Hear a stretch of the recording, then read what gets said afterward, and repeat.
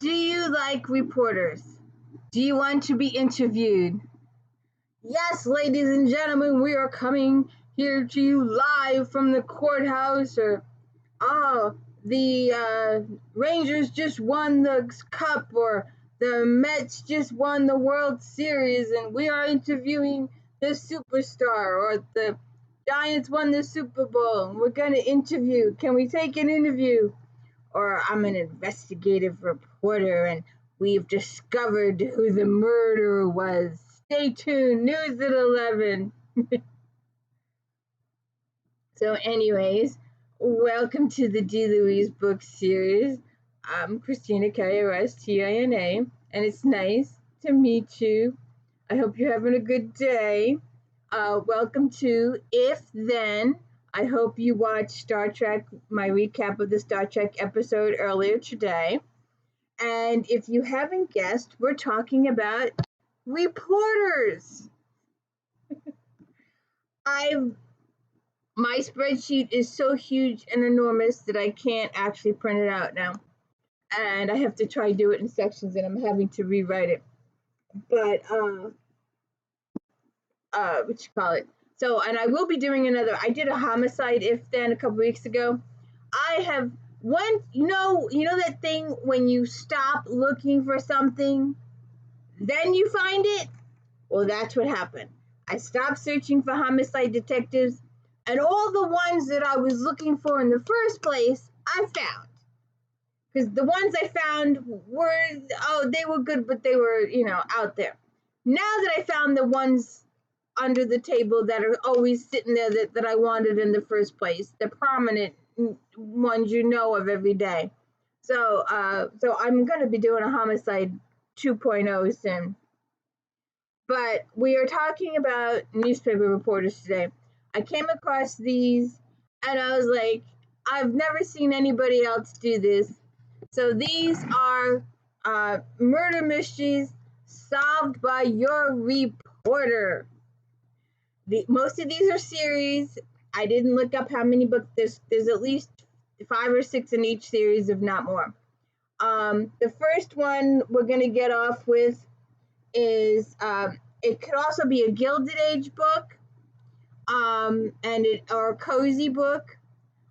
This is book 3 in the series, and Emma is she's a fashion or society reporter for the newspaper, and she wants to do front page stuff. She wants to do the crime beat, but her boss won't let her because she's a female.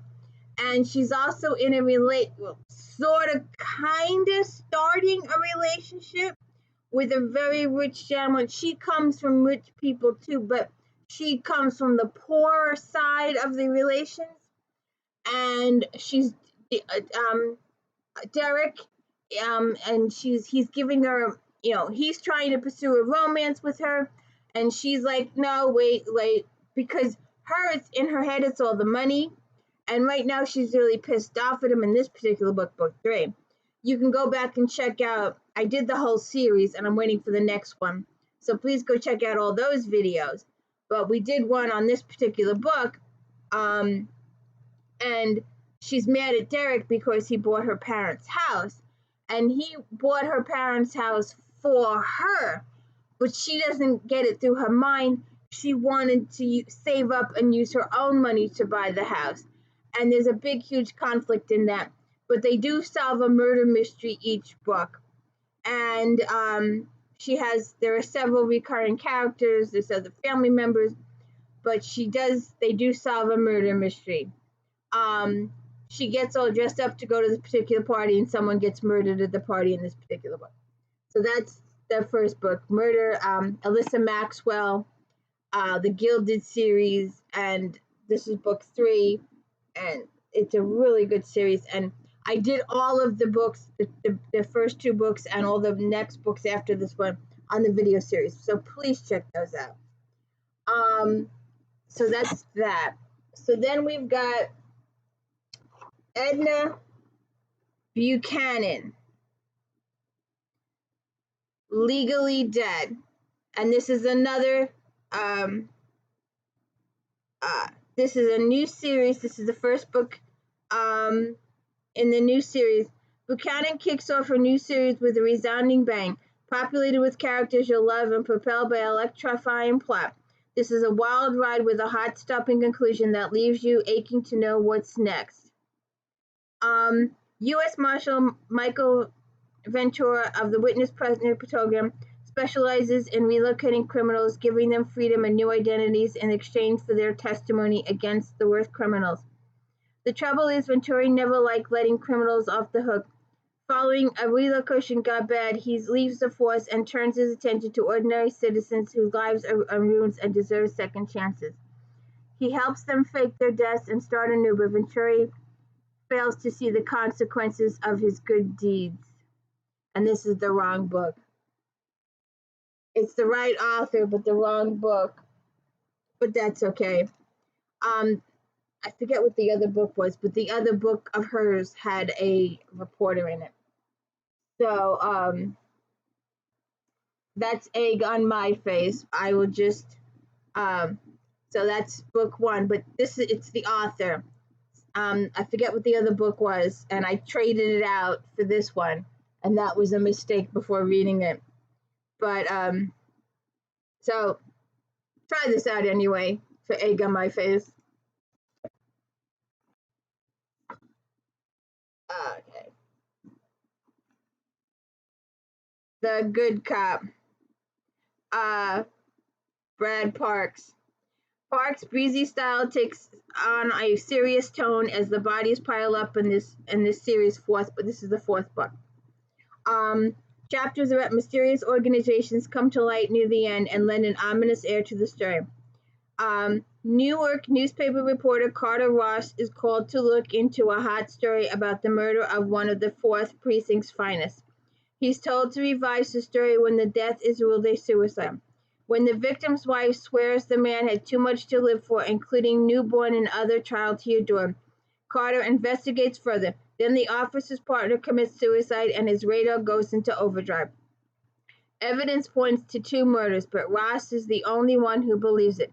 He's told to pull back by his editor, and the attempts on his life begin. Interesting.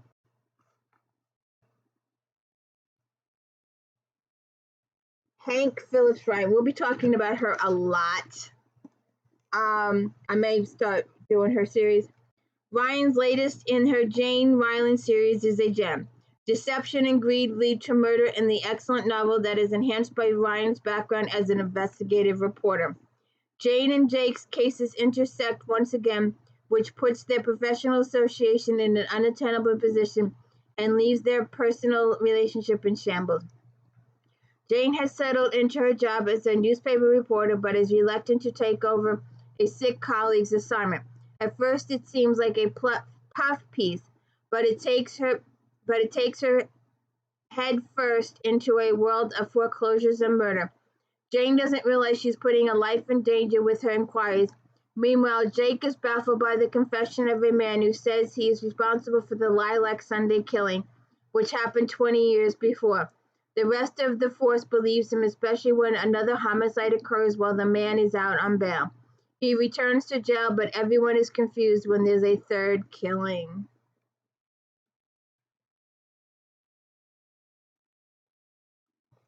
I got 4.5 stars, by the way.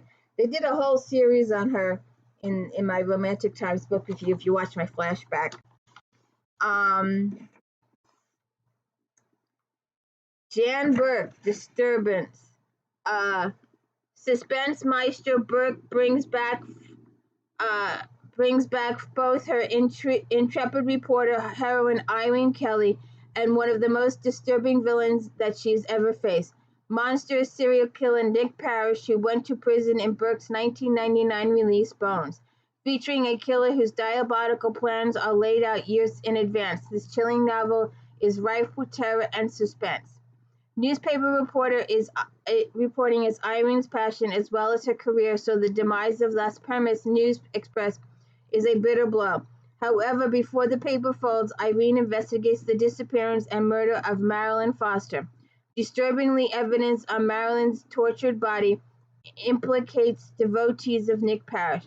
Jumping into the world of radio online reporting, Irene finds more bodies linked to Parrish. Soon, however, Irene has more to worry about as Parrish escapes prison and comes looking for her.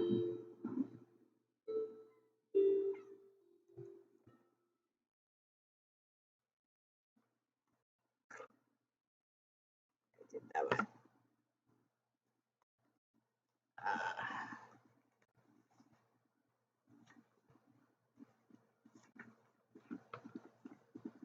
Oh, uh, okay. The Devil's Interval. Journalist, 4 stars. Journalist Maggie works against the colorful backdrop of San Francisco as she takes on another case that looks impossible to solve. Enhanced by Peterson's knowledge of her subject and flair for character development, this exciting novel takes on a personality of its own. Magazine editor Maggie Fiore gets involved when asked to look into the case of Travis Giffen, who's sitting on death row. Convicted of murdering a wealthy socialite, he's guilty according to the evidence. Maggie is reluctant to get involved. She asks Michael to come on board, so he's following her every step of the way. It's not an investigation, but research for a story, she says. But that story leads them to a BDSM club and the nightclub known as the Devil's Interval. Interesting.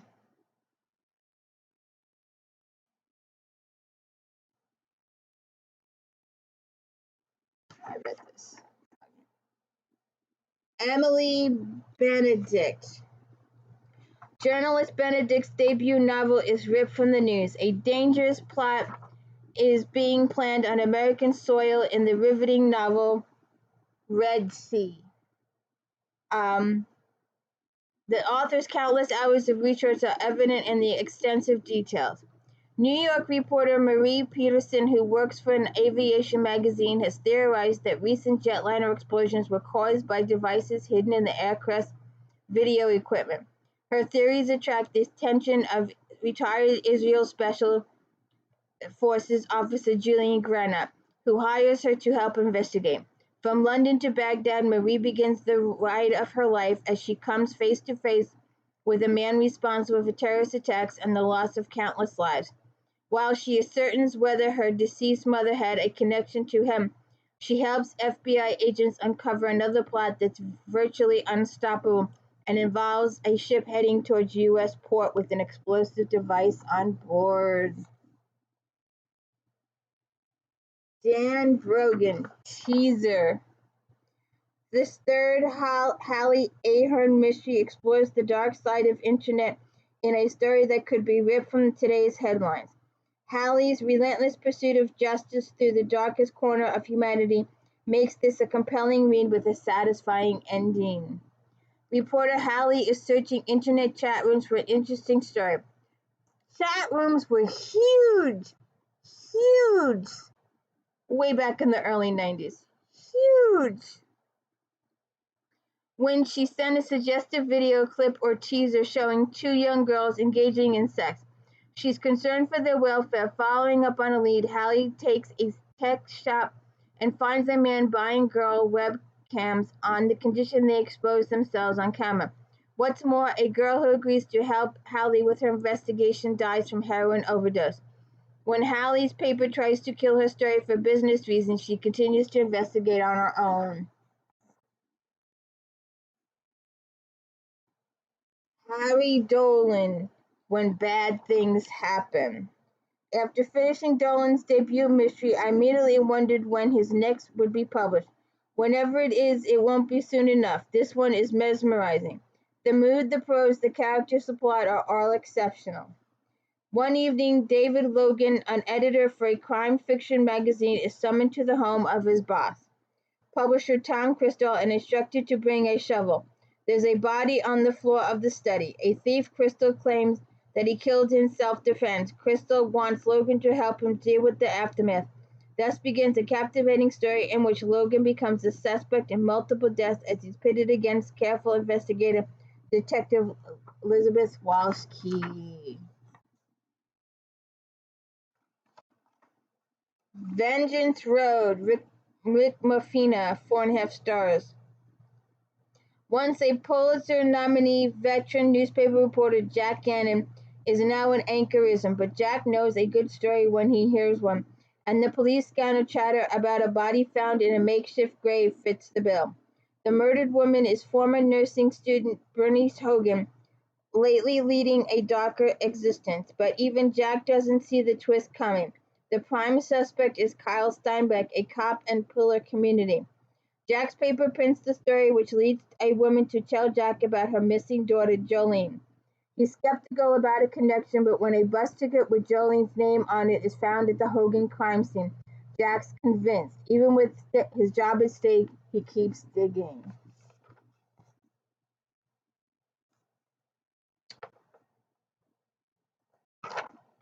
The Fury, Jason Pinter, 4 stars.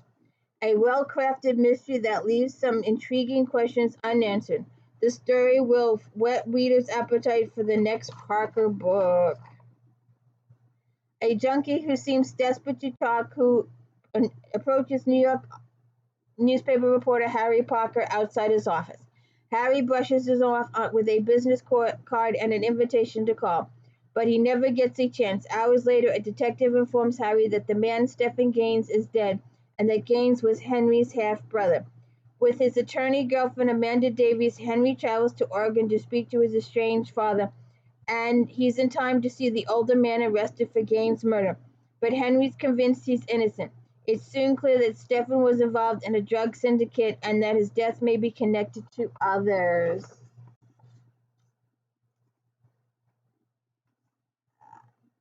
Lisa Scottoline, huge author, huge author. Look again. Scottoline's edgy and emotional thriller proves once again why she's an accomplished author. Any story dealing with the kidnapping of a child is heart-wrenching, but in Scottoline's capable hands, readers experience a myriad of feelings: shock, anger, sadness, and relief. Single mom and reporter Ellen Gleason finds a card in her mail asking, "Have you seen this child?" And she's shocked when she recognizes the boy. He looks identical to her son, Will. Ellen adopted 3-year-old Will 2 years ago as an only child, who was writing a story on nurses in the pediatric cardiac intensive care unit, and Will was being treated for a hole in his septum. Ellen felt a strong connection to Will and later adopted him from a young girl. As much as Ellen wants to ignore the card, the reporter in her longs to unearth the truth. Ellen's hunt leads her on a painful and dangerous journey that has devastating consequences for both her and her son.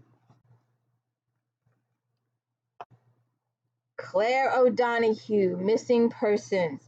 It didn't take long for me to develop a girl crush on Kate Conway. The cynical yet conscientious true crime TV reporter starring in this new series. With a fresh, sophisticated plot, snappy dialogue, cleverly placed red herrings, and a brisk pace, there's not a single sentence in this novel that isn't enjoyable. Kate Conway's husband, Frank, has left her for another woman, but then he suddenly dies and mysteriously, and while the cops don't suspect foul play, they're not ruling it out. Kate now has to mourn the death of both her marriage and her husband, and in between lyrical reminiscences of their better days, she has to pull together a show for a true crime series about missing persons, either investigating Frank's death or probing into the disappearance of a young woman prompts anonymous threats against Kate. Allison Brennan, Notorious. Brennan's is a guarantee to excite fans with the launch of a new suspense series featuring a relentless investigative reporter to uncover the truth. With Maxine Revere, Brennan has created a complicated and compelling new protagonist whose privileged background provides her the freedom to be an advocate for the victim. 13 years ago, Max's friend was murdered and another friend, Kevin O'Neill, went on trial for the crime. Kevin got off, but many believed he was guilty, but not Max. Max is now an investigative reporter with her own TV show, and while in-your-face style of investigating gets answers, it can also make enemies. All these years later, Kevin allegedly committed suicide, but his little sister Jody doesn't believe it. Max returns to her hometown to help Jody, not intending to dig into the past. Then circumstances change, and Max learns the killer is very much still at large.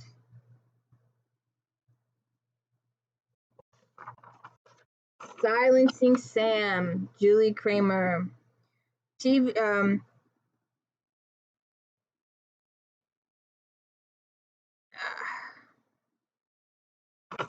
right, it's the wrong paper. Let's read the clipboard. When a widely despised gossip columnist is found shot to death, Riley Sparks must secretly investigate a case in which she becomes the prime suspect. In the wake of the brutal murder, our heroine discovers that news and gossip have more in common than she ever managed. Trouble begins when Riley publicly clashes with newspaper gossip writer Sam Pierce, throwing a drink in his face after he implies in his popular column that she cheated on her husband. When clues to the homicide lead to her, Riley is charged with the crime. The police seem unwilling to look any further for perpetrators, although numerous local newspapers have reason for revenge, even a motive for killing. Meanwhile, competition in the Channel 3 newsroom is just as murderous. While Riley struggles to her interest her boss in a story about rural wind farm bombings and dead bats, a new reporter spikes the station ratings with exclusive stories about the headless homicides of an unknown woman whose decapitated body is found in a city park. Maybe murder isn't such a bad idea after all. Riley must fight to stay out of jail, ahead in the ratings, and even alive in a killer showdown not fit for television audiences.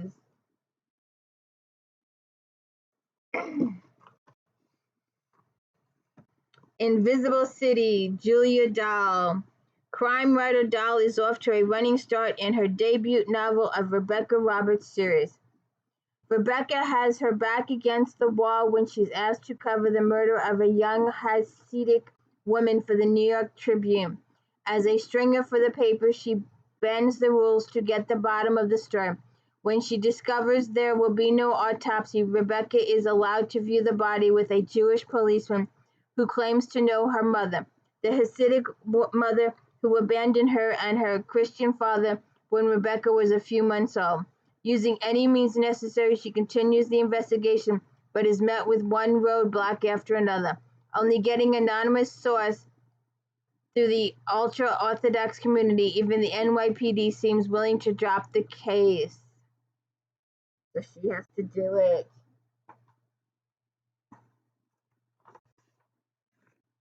Margaret Cole, Blood Memory. Cole weaves a strong and compelling tale of physical and psychological thriller. At first, Denver investigative reporter Kate McClure thought someone was trying to kill her because of an article she wrote, but soon she figures out it has to do with something she might write, as she has no idea which story it could be. As the body count rises, Catherine realizes the story revolves around the massacre of the Arapaho and Cheyenne Indians more than 100 years before, and the very modern multi-dollar casino the tribes want to build. From Denver to Washington, through the loss of good friends and the delusion of lovers, Catherine leaves everything familiar to find the answers for a story that will change and possibly save her. And our final one for today,